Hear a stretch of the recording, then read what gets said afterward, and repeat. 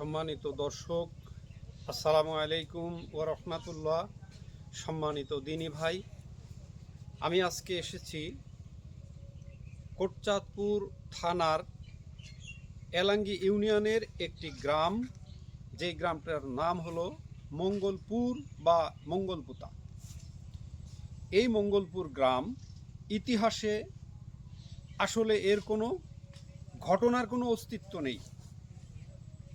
ইতিহাসে ম্যাপে এই গ্রামটি আছে, কিন্তু যেই ঘটনা কেন্দ্র করে আজকে এই মঙ্গলপুর গ্রাম, আসলে তার কোনো ইতিহাসে কোনো সাক্ষী নেই। এটার নাম মঙ্গলপুর গ্রাম এবং এই গ্রামে কোনো মানুষ থাকে না। আজ থেকে প্রায় 100 বছর আগে একটি ইতিহাস আজও পর্যন্ত মানুষ বহন করে বেড়াচ্ছে। যে ইতিহাসটি হলো যে এই মঙ্গলপুরে এক সময় মানুষ ছিল, গরু ছাগল ছিল, গবাদি পশু ছিল, গ্রাম ছিল, বড় একটি পুকুর এই সাইডে, যে পুকুরটিতে মানুষ গোসল করত এবং এই পুকুরে মাছ চাষ করে মানুষ খেত। এটি সেই মঙ্গলপুর গ্রাম। তবে এই গ্রামের একটি ইতিহাস পাওয়া যায়, যেটা লোকমুখে, যে এই গ্রামে অনেক মানুষ ছিল।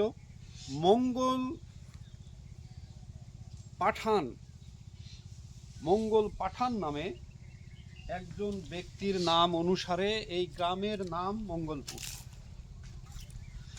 তো সেই মঙ্গল পাঠানের নামে এই গ্রামের নাম মঙ্গলপুর।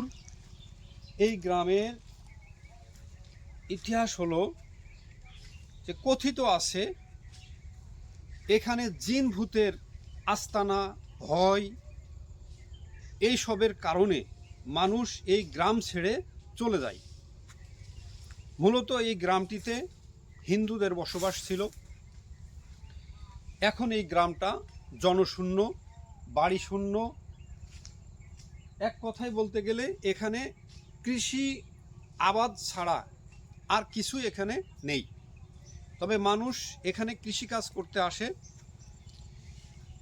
সকাল থেকে বিকাল পর্যন্ত। সূর্যাস্তের পূর্বেই মানুষ এই গ্রাম ছেড়ে আবার চলে যায়।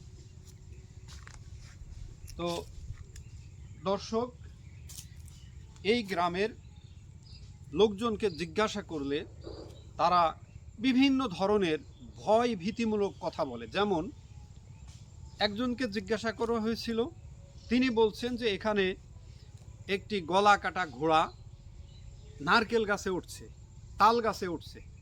অর্থাৎ গলা কাটা ঘোড়া, অর্থাৎ ঘোড়াটার মাথা নেই। এই ধরনের একটি ঘোড়া মানুষের সামনে যখন তাল গাছে উঠে গেছে দৌড় দিয়ে, মানুষ তখন ভয়ে গ্রাম ছাড়ছে। আবার শোনা যায় যে এখানে বিভিন্ন ধরনের জিন উৎপাত করে। তো আমি আজকে আপনাদেরকে ছোট্ট একটি গল্প শোনাবো, যে গল্পটি একটি কবি গল্পটি লিখে গেছেন। এই গল্পেরও কোনো অস্তিত্ব নেই, আসলে বিনা অস্তিত্বের এই গ্রাম। গল্পটি এমন যে এই গ্রামে একবার মহামারী দেখা দেয়, মানুষের ডায়রিয়া, কলেরা। মানুষ প্রতিদিন 1 জন 2 জন 5 জন 10 জন করে মানুষ মারা যাচ্ছে। কলেরায় মানুষ মারা যাচ্ছে। এই মুহূর্তে কলেরার ভয়ে মানুষ গ্রাম ছেড়ে একে একে একে একে পালিয়ে যাচ্ছে। এমন একটি সময় এই গ্রামের মানুষ সকল কিছু ফেলে, বাড়ি ঘর ফেলে এই গ্রাম থেকে পালিয়ে চলে যায়। যখন এই গ্রাম ছেড়ে মানুষ পালিয়ে চলে যায়, তখন যশোর জেলায় আজ থেকে 100 বছর আগে, যখন কোনো মোবাইল, টেলিফোন এগুলো তখন আবিষ্কার হয়নি, যশোর জেলায় এই গ্রামের এক ভদ্রলোক, সেখানে হিন্দু ভদ্রলোক, যশোর জেলায় তিনি কালেক্টর অফিসে চাকরি করতেন।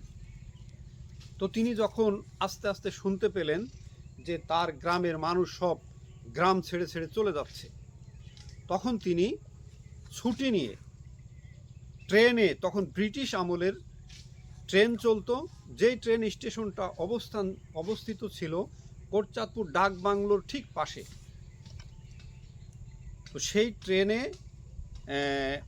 ওই ভদ্রলোক, হিন্দু ভদ্রলোক, ট্রেনে করে তিনি কোটচাঁদপুর রেল স্টেশনে এসে রাত 2টার সময় তিনি ট্রেন থেকে নামেন এবং তিনি যে ব্রিফকেসটি হাতে নিয়ে স্টেশন থেকে বের হয়ে দেখেন তারই বাড়ির একজন কাজের লোক, যাকে মাইনদার বলা হতো আগে, কাজের লোক ঘোড়ার গাড়ি নিয়ে দাঁড়িয়ে আছে তাকে রিসিভ করার জন্য।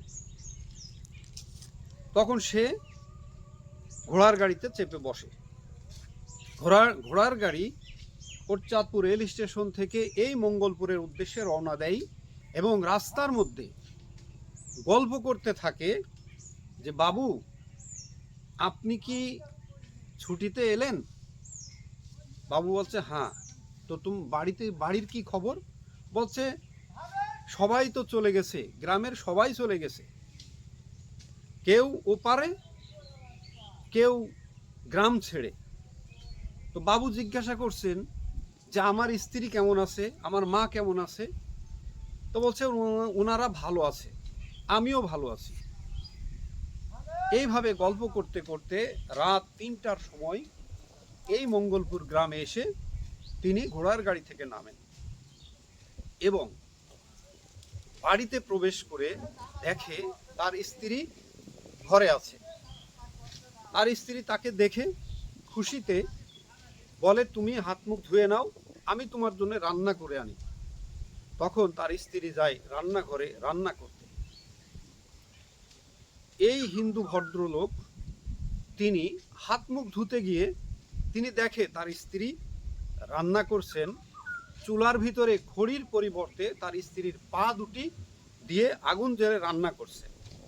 এই দেখে তিনি চমকে ওঠেন এবং তিনি যখন ওই হাত মুখ ধোয়ার শেষ করে আসেন তখন দেখেন তার স্ত্রী রান্নাঘরের জানালা দিয়ে হাত বের করে প্রায় 20 মিটার দূরে লেবু গাছ থেকে লেবু ছিঁড়ছে। তখন এই ভদ্রলোক এই মঙ্গলপুর গ্রাম ছেড়ে সেই রাত 3টার সময় তিনি পলায়ন করতে চেষ্টা করেন।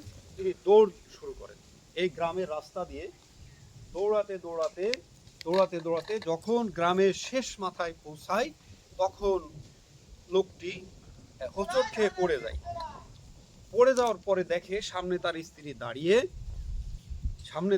দাঁড়িয়ে বলছেন যে, তুমি যেন এই গ্রাম থেকে নিরাপদে গ্রাম ছেড়ে চলে যেতে পারো, সেজন্য আমি তোমার সাথেই ছিলাম। সম্মানিত দর্শক, এই যে গল্পটি আমি বলছি, আসলে এই গল্পটি শুধুমাত্রই গল্প, এর বাস্তব কোনো প্রমাণ নেই বা ইতিহাসের এর কোনো সাক্ষী নেই। তো দর্শক, আমি আজকে এই পর্যন্তই। আমি আবার আপনাদের এই মঙ্গলপুর গ্রামটি ঘুরে ঘুরে আমি দ্বিতীয় পর্বে দেখানোর চেষ্টা করবো ইনশাআল্লাহ। আসসালামু আলাইকুম ওয়া রাহমাতুল্লাহ।